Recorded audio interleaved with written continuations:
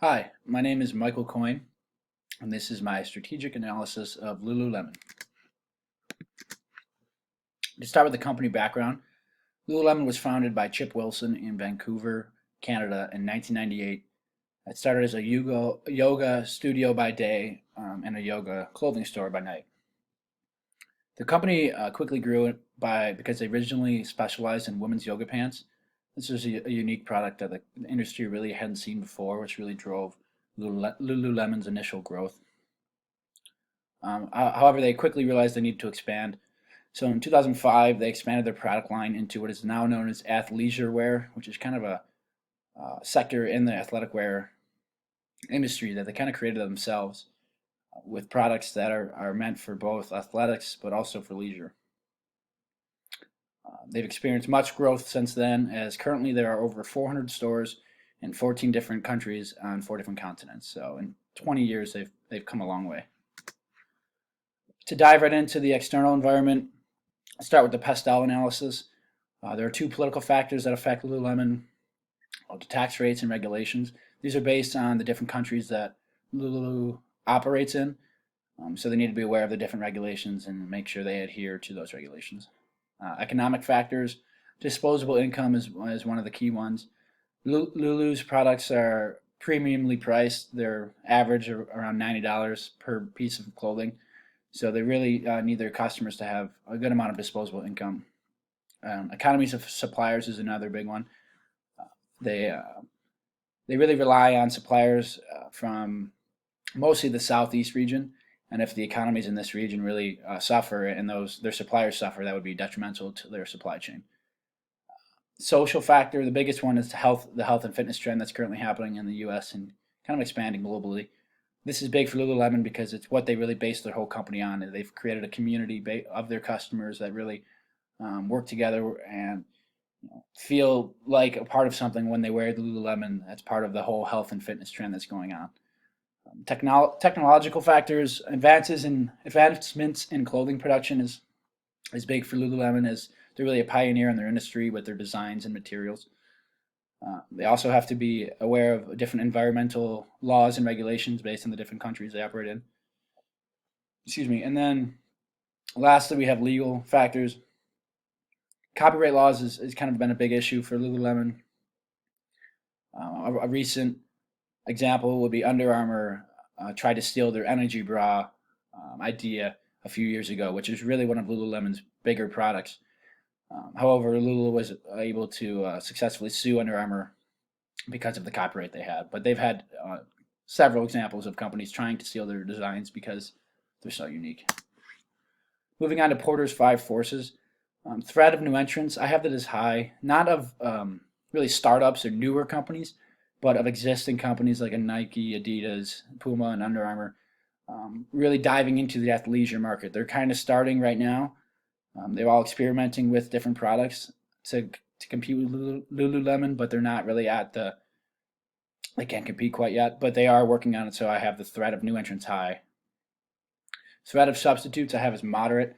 There are endless athletic apparel companies, however, none of which have really been able to match Lulu's high quality and high pricing, so I have that as moderate. Competitive rivalry. The two companies that really are really in the athleisure industry with Lululemon are Athleta, Gap, which is it's a subsidiary of Gap, and then Nike Yoga, which is a recent clothing line that Nike has released. It's moderate because like I said, they're still really not at the size that Lululemon's at in the U.S. and in other countries. Bargaining power of suppliers is low, although they do rely on a few major suppliers. These suppliers really can't bargain and try to go compete and try to produce for other companies because of the copyrights and patents that Lululemon has in place with those suppliers. And then lastly, we have bargaining power of customers. I have that as high because of the premium pricing that Lululemon puts on their products, and along with the substitutes that are available in the athletic wear industry. Moving on to the SWOT analysis. One of Lulu's biggest strengths is the culture, is their corporate and company culture.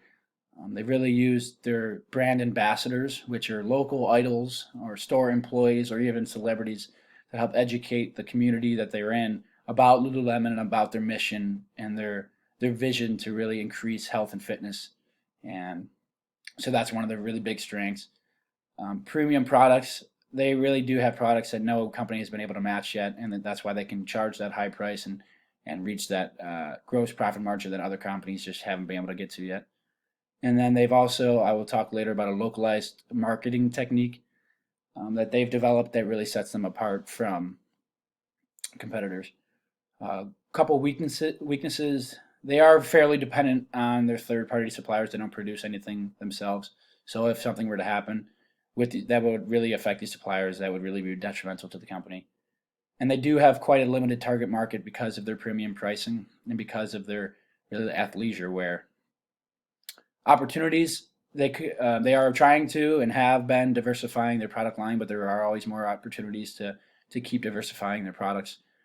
And then store expansion. They've expanded a lot in the United States. There are almost 300 stores in the United States, but they are and they have expanded globally. But there are a lot more opportunities in different regions that they haven't explored yet. And then one of the biggest threats, as I already kind of stated, is competitors mimicking their designs and materials. If big companies like Nike and Adidas can really match the products that Lululemon has, that's really going to affect them, mostly in the United States, which I'll cover later too. Core competencies, I kind of broke this up into key resources and key capabilities. So a few of their key resources, intellectual property, that's what lets them keep their unique designs and materials that they use to produce. They have 4 distribution centers in North America that really helps them streamline their logistics. They have a 2.1 day average shipping time, which really helps them remain competitive. Their brand image, really, people are really starting to, know what the brand or the logo is. They're becoming much more aware of the brand, so that's helping them, especially in the United States. Quality control is big at Lululemon. They actually have a quality promise program where if a certain product that you bought from the store tears or you stain it, you can bring it back into the company or into the store. They'll fix it for you or replace it for free. It's part of their quality promise that really separates them from the competitors. And then they have a reputation amongst their consumers because of their high quality pricing that helps really their consumers spread brand awareness and kind of act as free advertisement for the company because they've had such a strong reputation because of how well they treat their customers and even their employees. Key capabilities, product design, I've touched on that a lot. They just have a real unique product design. Localized marketing, so this is a key capability because it's helped them expand into different regions. Their localized marketing technique is based on their program called Global Brand Guidelines. So each new store that opens has to adhere to Lulu's global brand guidelines. And what that really pertains is the same core values and kind of same core products at every store. It helps Lulu have a consistent brand image across the globe. But because it's localized marketing, franchisees can put their own little flavor and touch into each store that helps really appeal to local customers and helps the brand grow quickly in each community because customers really feel that the store is modified towards them. Suppliers relationships is another one that's really helped them create those unique products. Human resource management is real big at Lululemon. They have a very different training process for new employees. It's a 2-week, very thorough process that employees must really educate themselves about the company and the product so that they can educate the customers. One unique part of being an employee at Lululemon and their stores is one unique technique they use is that when a customer comes into the store, they have to make sure, the employees in the store have to make sure that they've been greeted 3 different times so that they feel that they have the assistance that they need and they feel like they're welcome in the store. So that's kind of one example of their unique human resource management. Their growth and diversification strategies. These are a couple of kind of recent strategies that they've implemented. So first, they've added casual clothing to their product line. They really were mostly that first athletic clothing and then athleisure, and now they're even getting to more casual. A great example of this is men's ABC pants, which men are actually using to work in the corporate world, and also just leisurely and casually, in the community. So this is kind of a different new part of the product line that's really exciting at the company. They're also putting much more focus on menswear. As you can see, I have a quote here from the CEO back in March of last year. Men's clothing is one of our largest and most exciting areas of future growth. So they're really trying to expand into menswear and trying to generate, right now, about 70% of the revenue is from women's clothing, but they're really trying to get that even back to 50-50 for men and women, sorry. They've also dove into the self-care industry, which is an $11 billion industry. In 50 of their stores, they now have their own deodorant, dry shampoo, cleanser, and moisturizer. So you can tell they're really trying to expand their product line. And then they've also experimented with their own kind of Amazon Prime style membership. They've started experimenting in Edmonton, Alberta. They charge a $128 annual fee that gets the customer a free pair of pants or shorts. It gets them free shipping for the year, and also gives them access to special classes and events that non-members don't have access to. Going into their how they expand into foreign markets. So I kind of touched on it earlier about their localized marketing strategy, which is really the core of this is their global brand guidelines. I have a quote here from one of their content localization managers that really touches on what makes their global brand guidelines so unique. They really try to keep that core value in each new store, but they want to make sure each new store is also unique and really adheres to what the local customers need. And this is a great visualization here of it. These are 3 different stores, all Lululemon stores on the left here. The first is from London, the middle one is from Dallas, and the last one is from Toronto. All 3 look like completely different stores, but they all have primarily the same products. It just kind of shows how they really target to their local markets, which is really kind of set them apart from competitors. Moving on to the financial analysis of Lululemon. So this graph here shows the net revenue of Lulu from 2012 to 2018. The first key takeaway I have from this graph is how much sales have grown in the United States over there in that 6-year period.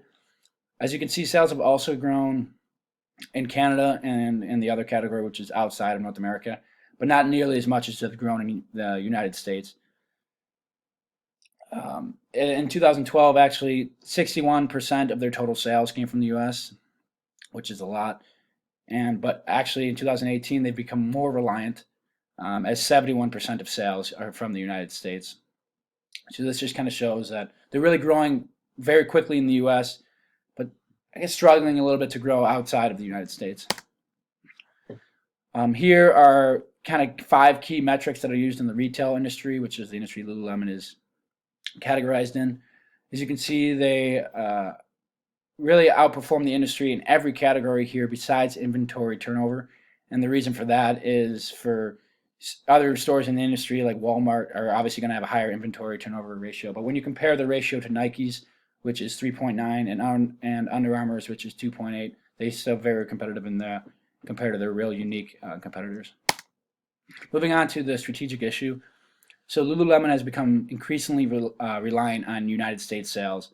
You can see in the graph here, most of their stores are in the United States. This was kind of a reoccurring theme throughout my analysis. I noticed it in the Porter's 5 Forces and the threat of new entrants, because there are a lot of new entrants, companies in the United States that are trying to exploit Lululemon. One of the threats I saw in SWOT analysis also found this issue, and then in the financial analysis, which I just did, you could see that they're really relying on U.S. sales compared to other countries. So my recommendation to combat this issue is they can utilize these following tools in order to expand in emerging markets and stable markets in Europe and Asia in order to drive their global sales and really combat that reliance on U.S. consumers. They can do this by utilizing those global brand guidelines that I touched on, really using that specialized marketing in new markets. Use the brand ambassadors, get local idols, local celebrities to really embrace the brand and educate the community about the brand. And then lastly, the executive management team, the CEO and the CBO, both have a great experience and growth. So if they utilize all three of those, they should be able to combat the issue and sustain